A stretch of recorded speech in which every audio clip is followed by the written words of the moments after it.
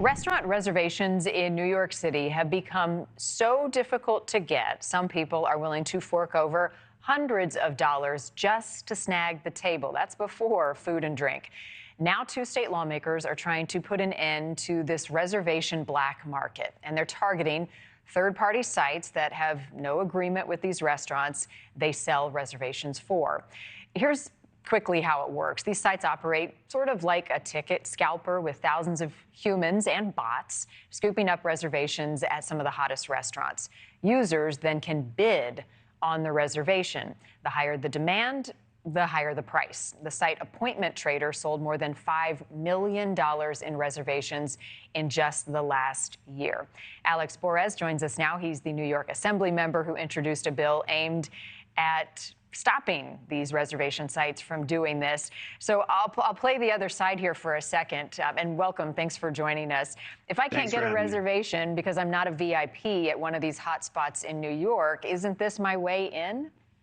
No, in fact, this is going to stop you from being in there, right? This is not to protect the VIPs. The VIPs are going to pay the $500 or $1,000 just to have a seat at the table. Who this is going to protect are the families that want to celebrate a graduation or an anniversary, the people who are stretching to make a special meal and go to that place that they don't normally go. It used to be you could get a reservation if you planned in advance, if you called when it opened up, if you said, hey, this is for a special occasion. But what we're seeing now is these ticket scalpers just making reservations left and right, hoping to sell them. And that actually makes it a lot harder for your average family to have that special night out. And what's it mean for the restaurants? I mean, as a result, if there's not high demand and nobody buys it, these restaurants have the tables reserved. So then what? So then they lose money. The restaurants, which already operate on such small margins, you're looking at restaurants that are making 4%, 5%. 4 out of 5 restaurants that open up in New York close within 5 years. It is a difficult business to be in.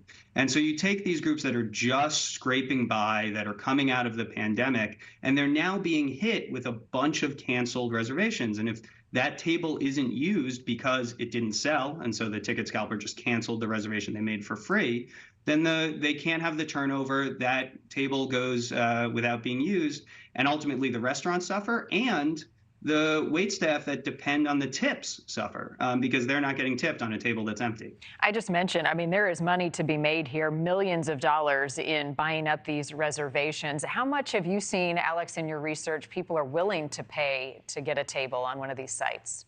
Oh, they'll regularly go for $500, $750. I've seen appointments as high as over $1,000, nearing $1,500. And again, that's not for the meal. That's just to get the reservation. Then you pay for the meal on top of that. How can an average family compete with that? Owners of these third-party sites say the black market for reservations will exist regardless of this legislation if it passes. Is that true? There's a difference between existing and exploding in popularity. I'm sure there's been a time where someone made a reservation and then passed it to their friend or something like that. But that is not what we're talking about now. This is institutionalizing it. This is making it anonymous and letting you sell to the highest bidder without ever knowing them. So will something potentially exist in a small way? Yes. But you wouldn't hear consumers complaining about it, restaurants complaining about it, if not for the fact that it had grown so large, and that's enabled by and advertised by and nearly encouraged by these black market actors. Yeah, it's a pricey conundrum. What's the status of your effort and fight right now, Alex?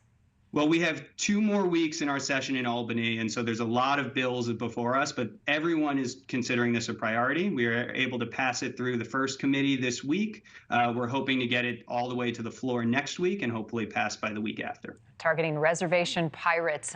We'll see where it goes. We'll have you back. Alex Borez, thank you. Thank you. Thank you for watching. Go to newsnationnow.com to find NewsNation on your television provider. And don't forget to click the red subscribe button below to get more of NewsNation's fact-driven, unbiased coverage.